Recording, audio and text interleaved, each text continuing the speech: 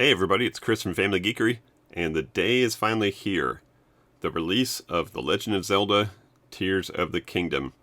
And today's very special because there's a lot of things about this collector's edition that you're seeing here in front of you that are kind of special to me, and let me explain that. I am not a person that usually buys games on release day, so that's number one. So here it is, release day, and I've got the game in my hands. And another thing is, I'm not the type of person that usually buys collector's editions. I like to play the games, I like collectibles, but I don't usually put those two together. But I enjoyed Breath of the Wild so much that when Tears of the Kingdom was announced, I obviously kept tabs on it and watched the trailers and read up of reviews on it. And I kind of made the decision that I was going to buy it, of course. I didn't know if I was going to buy it opening day or just wait a little bit. As it turns out, I bought it opening day. I wasn't sure if I wanted to get the physical copy or the digital copy. It's a heck of a lot easier just to download it right to the Switch, but at the same time, I'm not quite ready to give up on physical copies, especially of console things. I'm completely fine with downloading stuff to Steam. That's very convenient. But as far as like consoles go, I still like having something that I can hold in my hand, a cartridge that I can stick into the machine, a disc that I can throw in my PlayStation. I still like that physical copy. And so when it came time to buy this, I had the choice of collector's edition or regular. And I decided to go with the collector's edition. And I'm thinking because this may be the last physical copy of a game that I buy for the Switch. So for other consoles like Xbox and PlayStation, that just kind of sits in your living room and never goes anywhere, it makes sense to have a couple discs that you can throw in there, take the disc out, put it back in its case. But for a portable system like the Switch, it's starting to make sense to me to just be able to download them and keep them on the SD card instead of carrying around the Switch plus a whole bunch of cartridges to swap between. So having them right on the console itself kind of makes sense. So this may be the last physical copy, and if that's the case, then I want it to be special. So in this video, we're going to go ahead and crack this collector's edition open, see what's inside, and then I can start playing the game. So let's take a look. This is a pretty big box. If you can't tell, it's got to be the size of a shoebox. So let's take a look at the back and see what it says. It's got some great artwork on it. And down at the bottom, let's look at this. It says includes the game. Well, that's good. Art book, steelbook, a pin set, and Icon Art poster. And Icon Art has a trademark on it, so we're going to have to learn what that means. So let's go ahead and open up this box and see what all that stuff looks like.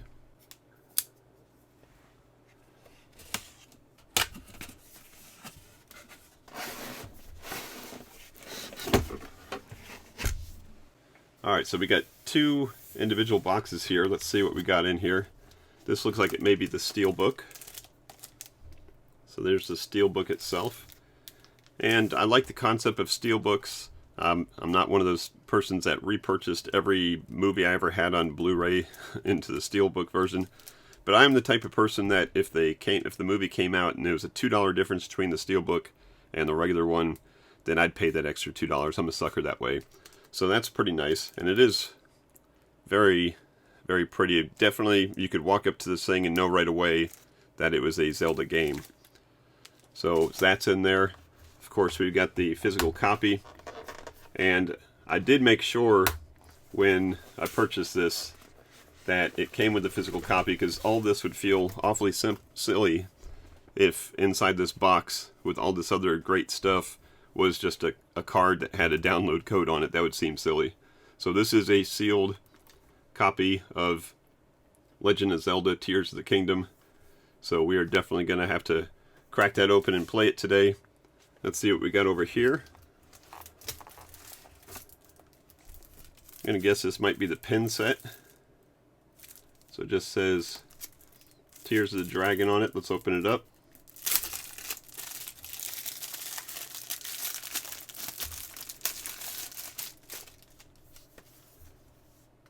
Again, very, very pretty.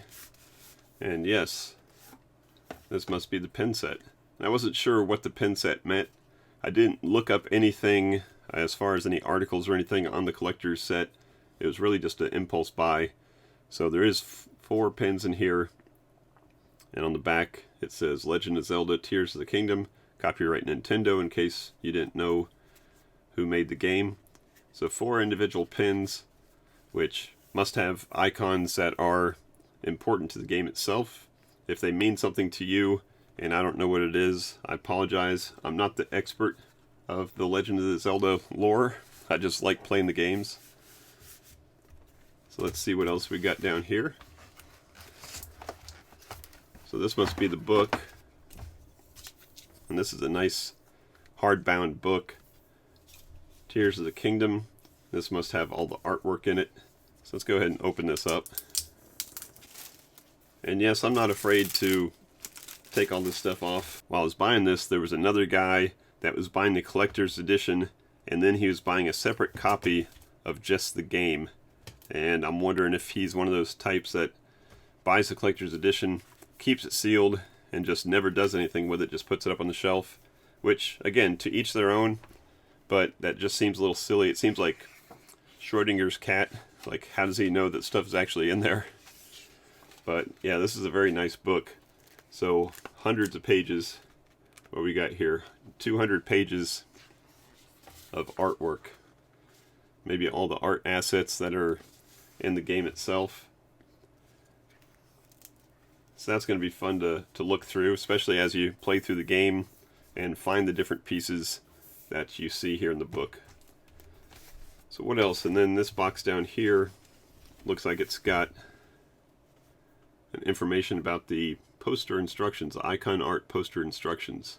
So just briefly reading through the instructions, it looks like there may be some kind of adhesive magnet that you put on the wall, and then you magnet the actual posters to the wall using the magnet. And it says it's a steel poster, so that would make sense. Let's see what they look like.